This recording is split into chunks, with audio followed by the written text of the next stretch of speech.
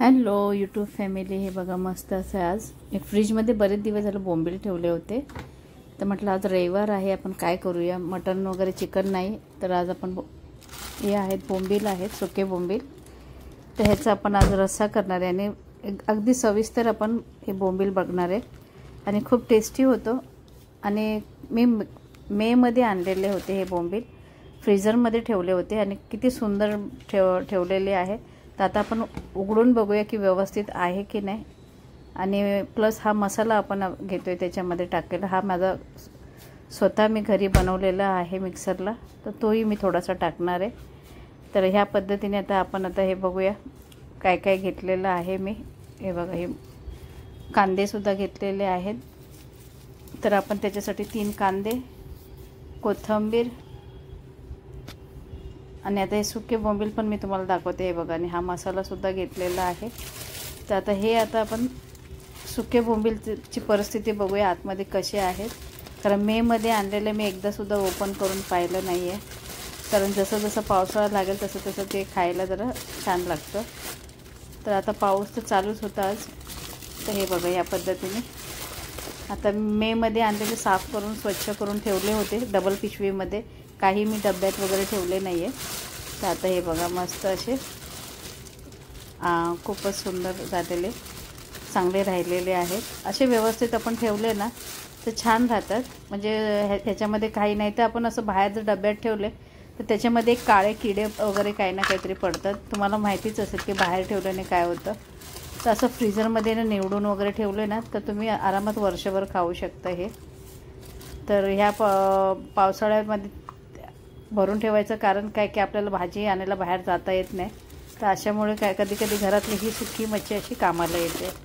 तर गावीसुद्धा असेच करतात, कोकणातसुद्धा आपल्या असेच करतात. म्हणजे महाराष्ट्रीयनमध्ये बहुतेक सगळे आपण असेच करतो, ह्याची साठवणी करतो, म्हणजे जेणेकरून पावसाळ्यात आपल्याला कुठे बाहेर जायला लागणार नाही आणि मस्त घरामध्ये व्यवस्थित होईल. तर आता हा 1 कप भरून मी, आणि पातळ बोंबील आहेत, छोटे बोंबील आहेत, हे रस्स्यासाठी मी घेतलेत. आता हे स्वच्छ असे मी पाण्यामध्ये देते खूप छान पद्धतीने. बघा, सध्या तब्येत बरी नसल्या कारणाने माझे छोटे छोटे व्हिडिओमध्ये मी जास्त हे करते, कारण माझी खूपच तब्येत बरी नव्हती. तर म्हणून आता मी आज सुके बोंबीलचे तुम्हाला दाखवते. आज रविवारसुद्धा आहे. तर हे बघा, मी कमीत कमी 2-3 पाण्याने स्वच्छ करून घेतले, कारण बाहेर ते सुकायला जेव्हा ठेवतात तेव्हा माती वगैरे त्याची धूळ अशी लागलेली असते. तर असंच आपण हे बघा बनवताना चांगलं स्वच्छ धुवून घ्यायचं खूप. आणि हे पाणी बघू शकता किती स्वच्छ आहे. म्हणजे अशा पद्धतीने आपण स्वच्छ धुवून घेतल्यामुळे व्यवस्थित आपल्याला मनसुद्धा होतं खाण्यासाठी, आपली स्वच्छता आपण करतो जेव्हा. तर आता ह्याच्यासाठी मी काय केलेलं आहे, मस्त अशी कढई तापवलेली आहे. हे आता स्वच्छ धुवून झालेलं आहे. तर एका मी बाउलमध्ये काढून घेते, तुम्ही एखाद्या चाळणीमध्ये सुद्धा काढू शकता. तर ह्याचं पाणी हे जेव्हा आपण तव्यामध्ये किंवा एखाद्या कढईमध्ये वगैरे टाकू तेव्हा हे व्यवस्थित पाणी ह्याचं काढून घ्यायचं आणि स्वच्छ असं धुवून साईडला ठेवून द्यायचं. आणि एका साईडला मस्त कढई बघा मी तापून ठेवलेली आहे आता.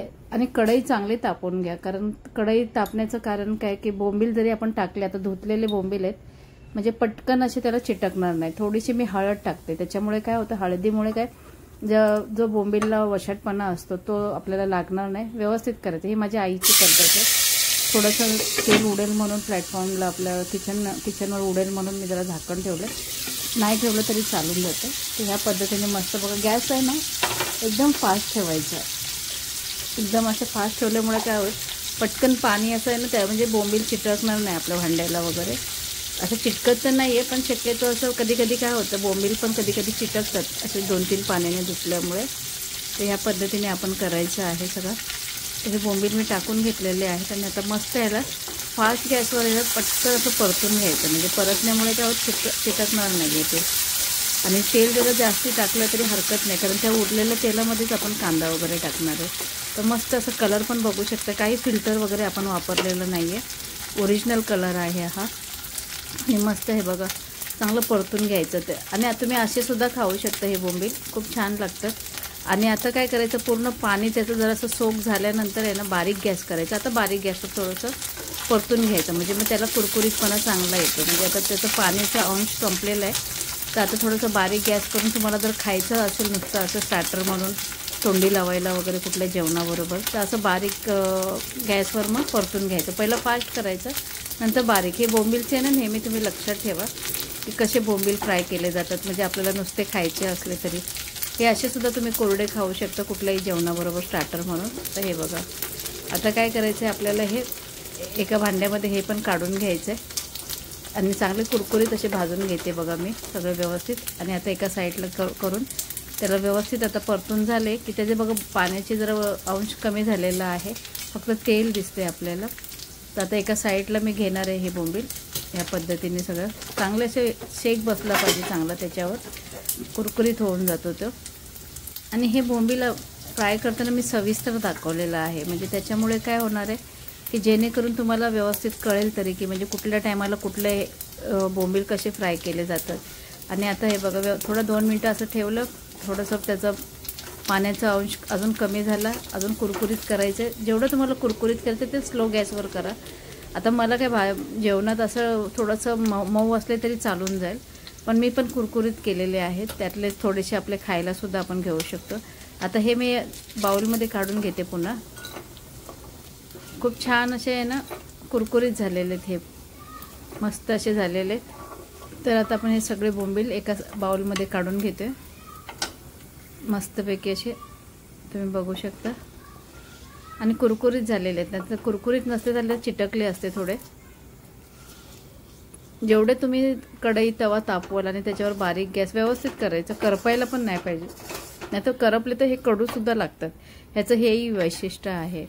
आता आपण काय करतो, हे बोंबील बघा कलर बघा किती सुंदर झालेले आहेत आणि कुरकुरीत झालेले आहेत. 2-3 पाण्याने धुवून सुद्धा ते एक पद्धतच आहे अशी. आता आपण ह्याच्यामध्ये 3 कांदे जे होते आपले घेतलेले ते मी टाकलेले. ह्याच्या 2-3 पद्धतीने तुम्ही बनवू शकता, तुम्हाला जसं जमतं तुमच्याकडे कशा पद्धतीने बनवतात. आता मला कसं पटकन असं बनवायचं ना, हे तुम्ही कसंही सांगा मी बनवते. तर हे बेसिकपासून तुम्हाला दाखवलेलं आहे. खूप छान असं परतून घेते मी. थोडंसं तेल कमी पडलं तर थोडं वाढवायला लागेल मला ह्याच्यात. तर हे बघा थोडंसं आता तेलसुद्धा ह्याच्यात टाकले, तर थोडं तेल परत पुन्हा वाढवलं मी, कारण ते भाजलेल्या तेलामध्येच आपण परतत होतो. तर आता आपण पुन्हा असं ह्याला परतून घेणार आहे चांगलं. आता ह्याच्यामध्ये मी मसाले पण टाकणार आहे. तर पहिलं जरा कांदा थोडासा चांगला परतून घेते मी, म्हणजे मस्त सुगंध आपला व्यवस्थित येतो कांद्याचा सुद्धा अरोमा. आणि ज्या तेलात आपण हे केलेलं आहे त्याच्यामुळे ते छानच सगळं चव त्याच्यामध्ये उतरणार आहे त्या तेलाची सुद्धा. तर तुम्ही कशा पद्धतीने करता नक्की मला कमेंट्समध्ये सांगा. आता आपण हे टाकतोय मसाला. हा माझा खूप जुना मसाला आहे आणि फेकू पण शकत नाही आहे. तर हा 1 वर्ष होऊन गेलेला हा घरचा मसाला, खराब नाही झाला, पण कलर त्याचा बघा काळपट झालेला आहे, असं सुद्धा होतं. मग त्याच्यामध्येच मी काय केलेलं, माझे नवीन मसाले जे आहेत, आता हा आहे माझ्याकडे मालवणी मसाला आहे, तो मी घेतलेला आहे. कारण हे कुठल्याही मसाल्यात होतात, आपला घरचा मसालासुद्धा होता, तो होता तो कांदा लसूण मसाला आणि मालवणी मसाला. तर हे दोन्ही मी त्याच्यामध्ये टाकलेले आहेत आणि पुन्हा परतून घेतलेलं आहे. आता मी काय करते ह्याच्यामध्ये व्यवस्थित, आता हे बघा हे झालेलं आहे, थोडे बोंबील मी परतून घेते ह्याच्यामध्ये या पद्धतीने. आता ह्याच्यात आपल्याला जे मी चटणी वाटून ठेवली होती सुकी मिरची आणि लसूणची, ती सुद्धा जरा टाकते, म्हणजे कलरसुद्धा छान येईल आणि लसणाचा ह्याला अरोमासुद्धा येईल. नुसते तुम्ही ह्या लसणाच्या चटणीमध्ये सुद्धा परतून खाल्ले एक स्टार्टर म्हणून सुके बोंबील. मी लसणाच्या चटणीची रेसिपी हे केलेली आहे, दाखवलेली आहे, तुम्ही नक्की माझ्या व्हिडिओमध्ये जाऊन बघा. खूप सोपी आहे, खूप कमी, आत्ताच एक आठवडा झालेला आहे टाकलेले, तर नक्की तुम्ही बघा. आता ह्याच्यामध्ये मी थोडंसं पाणी टाकते. पाणी तुमच्या बेतावर टाका, जेवढं कमी जास्त तुम्हाला लागेल तसं, कारण मी रस्सा करते आणि सुक्की करायची असेल तर थोडंसं कमी पाणी, एकदम सरसरीत करायचं असेल तर अजून थोडं कमी पाणी आणि मग झाकण ठेवून द्यायचं. आता ह्याच्यामध्ये आपण थोडंसं झाकण ठेवणार आहे. तर हे बघा आता थोडेसे आपल्याला ह्याचे टोमॅटो टाकायचे आहेत, तर मी घेतलेलं आहे हे बघा टोमॅटोच्या बिया काढून ठेवल्यात. कोणाला जमतं कोणाला जमत नाही आहे, तर मी ते बिया नाही टाकलेले आहेत त्याच्यामध्ये, फक्त वरचे कवर घेतलेत टोमॅटोचा. तर पूर्वी कसे हातानेच टाकत होते, पण आत्ता कसं काही ना काही आजार नवीन येत आहेत, पूर्वी हे असं कोणी त्याच्यातले बिया वगैरे काही काढत नव्हते, पूर्ण मस्त असे शेतातले यायचे विकायला, तेव्हा असे पटकन धुवून आपण डायरेक्ट नखाने म्हणजे हातातल्या बोटानेच ते तोडून वगैरे आम्ही टोमॅटो टाकायचे. माझी मम्मीकडे मी बघायची नेहमी, आईला आमच्या तशी सवय होती, कधी असं सुरी वापरली नाही टोमॅटोसाठी. तर आता आपण ह्याच्यावर असं मस्त आता हे करणार आहे, झाकण ठेवायचं ह्याला. तर थोडंसं उकळ येऊन देते मी, म्हणजे मला एकदम वाफेवर हे करायचं आहे. थोडंसंच पाणी टाकल्यामुळे खूप चव येणार आहे ह्याला. आता ह्याला झाकण ठेवून देते, कमीत कमी 5 ते 7 मिनटं पूर्ण मी ठेवून देणार आहे, 5 ते 7 मिनटं, जेणेकरून टोमॅटो मऊ होईल. तर हे बघा आता मस्त असं झाकण आता आपण लगेचच ओपन करून 5 मिनटं झालेत, आता ओपन करून बघूया. हे बघा तेल किती छान सुटलं आहे. तर मला अजून थोडंसं पातळ हवं आहे. हे मला कसं भाकरी थोडासा रस्सा पाहिजे होता, त्यात तब्येत बरी नसल्यामुळे मला थोडंसं हे बघा, हे तुमचं सुक्कं म्हणतं तुम्ही सरसरीत, ते ह्या पद्धतीने. कलर पण तुम्ही बघू शकता. तेल तुमच्या बेतावर टाका, तुम्हाला कमी असं पाहिजे असेल तर कमी टाका, कारण प्रत्येकजण या पद्धतीनेच खातं असं नाही आहे. तर तेल थोडंसं कमी पण तुम्ही टाकू शकता, पण वाफेवर केल्यामुळे असं तेल सुटतं आपलं, खूप छान होतं. मी कमी पाणी टाकलेलं तुम्ही पाहिलं. कोणी वाफेवर सुद्धा करते, मी थोडं अजून पाणी टाकते त्याच्यामध्ये. आता मी थोडंसं मीठ टाकलेलं आहे, कारण मीठ नव्हतं टाकलेलं आपण, तर थोडं मीठ टाकलेलं आहे. आणि ह्याच्यामध्ये मी थोडंसं अजून पाणी टाकणार आहे. हे बघा मस्त असं झालेलं आहे. आता तर ह्याच्यात मी थोडंसं पाणी टाकलेलं आहे. आता थोडं झाकण ठेवते आणि परत एक वाफ देते. आणि तुम्हाला जर वाटलं त्याच्यातनं थोडंसं एखादं पीठ वगैरे, ज्वारीचं पीठ टाका, तांदळाचं पीठ थोडंसं टाकू शकता, किंवा गव्हाचं. त्याच्यामुळे काय होतं, एकजीव होऊन आहे ना, खूप छान रस्सा लागतो हा. तर मी थोडंसं ज्वारीचं पीठ, त्याला थोडंसं वरतून पेरून घेतलेलं ज्वारीचं पीठ. त्याच्यामुळे काय होतं, एक गावरान पद्धतीचा हा जो बोंबीलचा रस्सा आहे ना, आणि बाहेर पाऊस आणि असं गरम गरम खूप छान लागते हे. तर नक्की एकदा बनवून बघा. आणि आपल्या चॅनलला लाईक करा, शेअर करा, सबस्क्राईब करा. आपल्या चॅनलचं नाव आहे चित्राज फूड अँड जर्नी. तर मी सविस्तर हे तुम्हाला सुके बोंबीलचा हा रस्सा दाखवलेला आहे, खूप छान पद्धतीने. हे बघा मस्त झालेलं आहे. कोथिंबीर पण मी आधीच टाकली होती, तुम्हाला जर अजून हवी असेल तर तुम्ही वरून टाकू शकता. आणि मस्त तरी आलेली आहे. आणि मस्त आता माझ्याकडे काय झालं, 2-3 भाकरी रात्रीची राहिली होती, तर शिळी भाकरीबरोबर खाणार आहे, तर खूप छान लागणार आहे हे. कारण एवढी भाकरी महाग आहे बाहेर भाकरी आपण हे करेल, तर 2-3 भाकऱ्या उरल्या होत्या, तर हे मस्त भाकरीबरोबर छानच लागणार आहे. तर हे बघा ह्या पद्धतीने आता आपलं हे झालेलं आहे. आता आपण सर्विंग प्लेटमध्ये आता थोडंसं आपण काढून घेणार आहे. तर तुम्ही बघू शकता, खूप असं मस्त गॅस बंद केलेला आहे आणि तुम्ही बघू शकता तेल कसं वरती आलेलं आहे.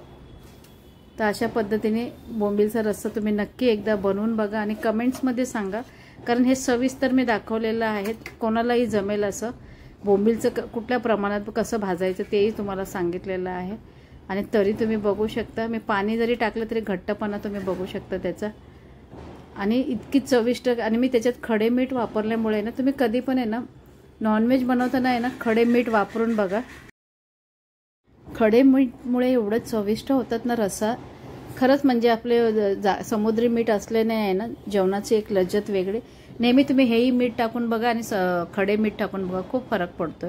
तर हे झालेलं आहे चमचमीत असं रसरशीत आपला हा सुके बोंबीलचा रस्सा अप्रतिम झालेला आहे. तर नक्की एकदा बनवून बघा. आणि खूप छान पद्धतीने मी बनवलेलं आहे, कोणालाही आवडेल. आणि तुम्ही मला कमेंट्समध्ये सांगाल की मॅडम खरंच व्यवस्थित झालेलं आहे म्हणून. तर नक्की सांगा, की कोणीही मला सांगा की ताई हे व्यवस्थित झालेलं आहे, तुम्ही दाखवल्याप्रमाणे. नक्की माझ्या पद्धतीने बनवून बघा, तुम्हाला नक्की आवडेल तुम्हाला. आणि आपल्या चॅनलला लाईक करा, शेअर करा, सबस्क्राईब करा चित्राज फूड अँड जर्नीला. आणि तुम्ही भरभरून मला प्रेम देते, त्याच्यामुळे धन्यवाद. सगळ्या आपल्या जेवढे पण यूट्यूब फॅमिली आहे, हे बघा मस्त असं झालेलं आहे. या पद्धतीने नक्की एकदा तरी बनवून बघा, तुम्हाला आवडेल. आणि तुम्ही स्वतःच मला कमेंट्स करून सांगाल. खूप छान असे माझ्याकडे नॉनव्हेजचे खूप असे बरेच प्रकार आहेत, कशा पद्धतीने गावरान पद्धतीच्या माझ्याकडे भरपूर रेसिपी आहेत. तर नक्की तुम्ही मला सांगा, तुम्हाला अजून काय वेगळं काय हवं असेल तर कमेंट्समध्ये सांगा तुम्ही. आणि धन्यवाद सर्वांना.